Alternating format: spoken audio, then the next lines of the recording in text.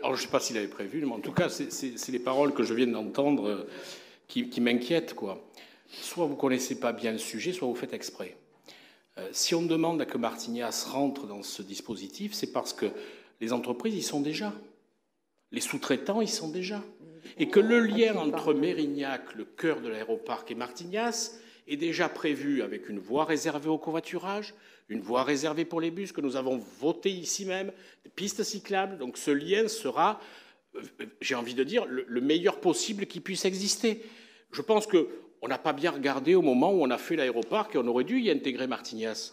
Le camp de Souges, Dassault, des sous-traitants sont là dans les zones d'activité. C'est le cœur même d'ailleurs, pour ceux qui se rappellent, les plus anciens, quand on a créé Techno-West, qui est un peu l'ancêtre de ce que pourrait être l'aéroparc, ils y étaient dedans. Donc voilà. Donc je crois que tout simplement, c'est une affaire de cohérence.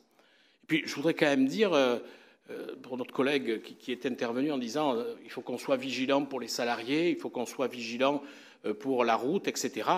Bon, j'ai quand même pas l'impression que les entreprises qui sont de ce secteur traitent mal leurs salariés.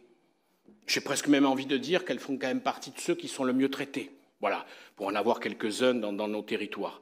Et puis, n'oublions pas non plus que peut-être certaines travaillent dans la défense, mais ce qui est fait dans la défense sert demain dans le civil. Quelques exemples, hein, la torche à plasma.